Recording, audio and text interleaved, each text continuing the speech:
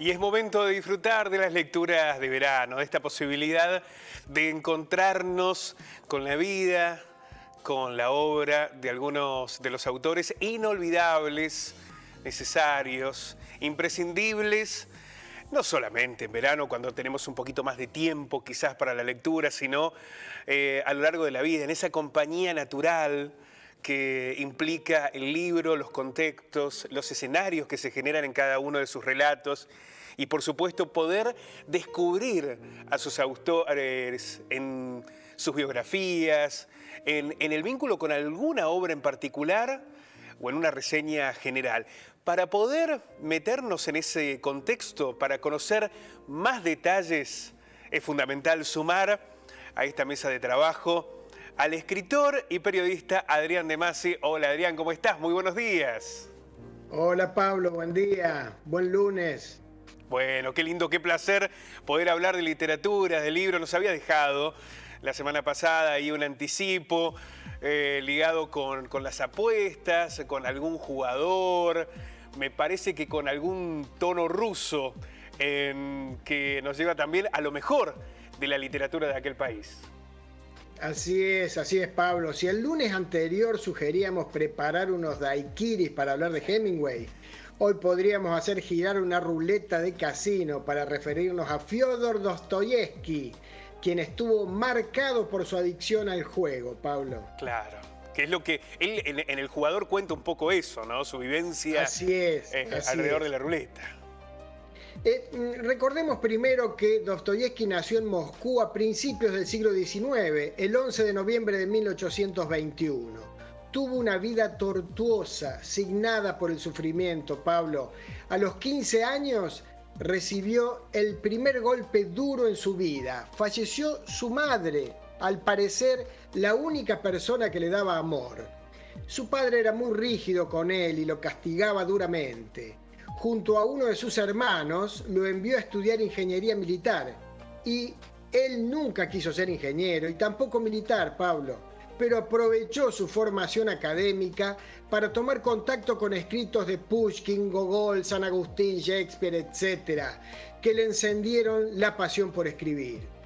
El segundo golpe duro en su vida fue la noticia de que su padre, un médico convertido en terrateniente, había sido asesinado presuntamente por 15 campesinos a su servicio, cansados de los malos tratos recibidos.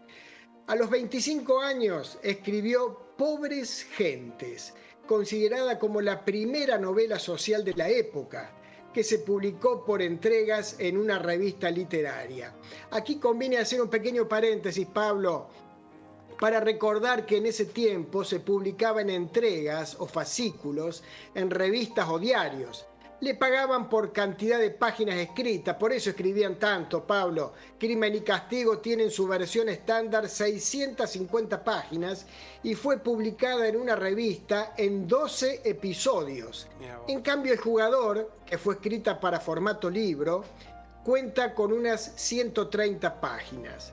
En el caso de Hemingway, de quien nos ocupamos el lunes pasado, El viejo y el mar también fue publicada en una revista, en la revista Life, pero le pagaron por palabra, la friolera de $1.10 por palabra, Pablo, o sea que embolsó $30.000 en esa oportunidad Hemingway. Pero volvamos al autor. Qué lindo que te paguen por palabras, Adrián, ¿no? Ah, qué bueno eso, ¿eh? Era mejor negociante, parece, Hemingway que Dostoyevsky. Ahí te haces varios tomos, claro. ¿Qué te parece? En Pobres Gentes, volviendo a Dostoyevsky, que fue recibida con buena crítica, retrataba la vida de los rusos más postergados y sufrientes, ahondando en sus sentimientos y limitadas expectativas. Luego le seguirían sus libros El doble y Noches blancas, pero sin el éxito de la primera, lo que lo deprimió profundamente. En ese entonces participaba de reuniones con militantes socialistas y el zar Nicolás I se enteró y los mandó a encarcelar, acusándolos de conspirar en su contra. En 1849 lo formaron contra un paredón con otros prisioneros para ser fusilado. Pero la pena de muerte fue conmutada por el propio zar en el último minuto quien dispuso que fueran enviados a Siberia. Estuvo 4 años en trabajos forzados. Tuvo que convivir hacinado con asesinos, ladrones, violadores, desquiciados, presos políticos. Esa circunstancia, perturbadora por cierto, lo invitó a explorar el interior humano más profundo y oscuro, que luego reflejaría en sus novelas con un abordaje psicológico. 4 años después, Pablo, el gobierno lo obligó a enrolarse como soldado raso y así continuar con su castigo en Siberia y luego, por último, en Kazajistán.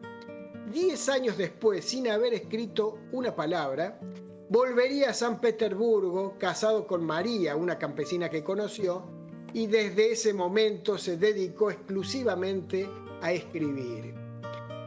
Con el pretexto de tratar su epilepsia, dejó a su esposa enferma de tuberculosis en San Petersburgo para marcharse a Alemania y Francia, pero el plan era reunirse con su amante Polina, con quien tuvo una relación de amo y esclavo, a propósito del Día del Enamorado de hoy, Pablo, reduciéndose el escritor a ser esclavo de la joven de poco más de 20 años.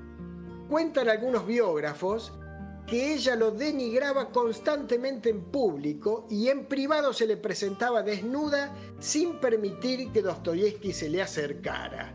El escritor, ante esta situación, escapaba hacia el casino más cercano, en lo que Freud interpretaría años después como la sublimación del impulso sexual a través del juego.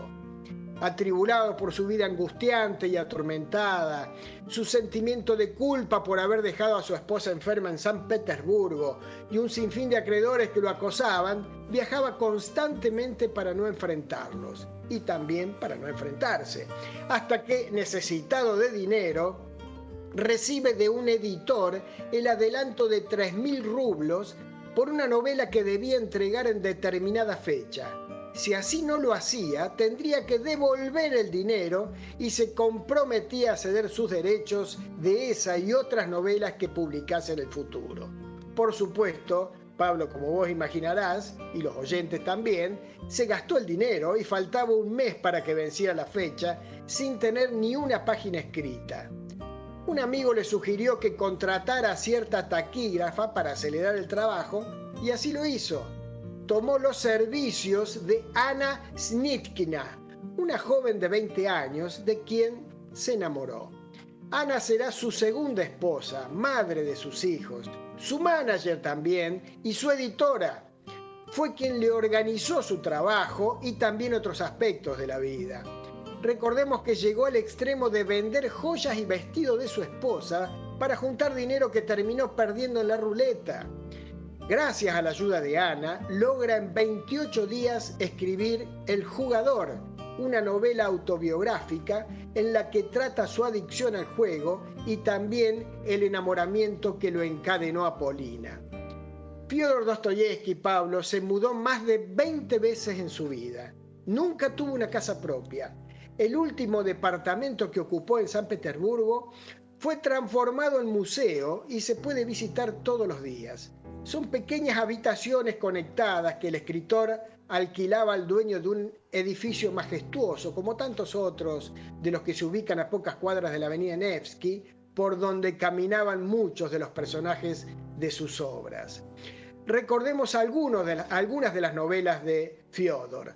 Pobres gentes, como ya comentamos, El doble, La patrona, El sueño del tío, Humillados y ofendidos, Recuerdos de la casa de los muertos, Memorias del subsuelo, Crimen y castigo, El jugador, El idiota, El eterno marido, Los endemoniados, El adolescentes y su última novela, Los hermanos Karamazov. Poco después de escribir Los hermanos Karamazov, falleció en San Petersburgo a los 59 años. Miles de personas se sumaron al cortejo fúnebre del escritor popular, muy querido por quienes sentían que sus escritos reflejaban las propias penurias. Para concluir, permitime, Pablo, que repasemos un párrafo de cierta carta que le envía Dostoyevski a su hermano. En él se concentra lo que creemos es la clave para entender la mirada que este magnífico escritor tenía sobre la vida, lo que impregnó toda su obra. El hombre es un misterio, un enigma que hay que develar. Y si a desentrañarlo le entregas toda tu vida, no digas que has perdido el tiempo. Yo me dedico a este misterio. Maravilloso. Hermoso, hermoso. Veíamos, Adrián, allí unas fotografías tuyas cuando recorrías la casa allí de Dostoyevski. Sí, el último departamento que él ocupó, en realidad tuvo como decíamos, se mudó 20 veces, vivió en San Petersburgo, vivió mucho tiempo en el extranjero también, cuando él evitaba fundamentalmente a sus acreedores. Así que bueno, y este último departamento fue el que se transformó en un museo dedicado exclusivamente a él. Uno ahí puede ver como las fotos mostraban su escritorio, un reloj en el que han colocado la hora en que murió Dostoyevski, 8 menos 20. También sus objetos personales, muchos de sus primeros escritos de puño y letra, y bueno, y acercarse a la ventana del departamento y mirar hacia la calle e imaginarse uno cuántas veces Dostoyevski seguramente ha hecho eso, ¿no? Escudriñar a través de su ventana a quienes luego serían sus personajes. Maravilloso. Una vida muy difícil, como vos la describías, de demasiados episodios tormentosos en la vida de Dostoyevski, pero que derivaron en uno de los autores más maravillosos que podemos leer de Rusia y de la literatura contemporánea.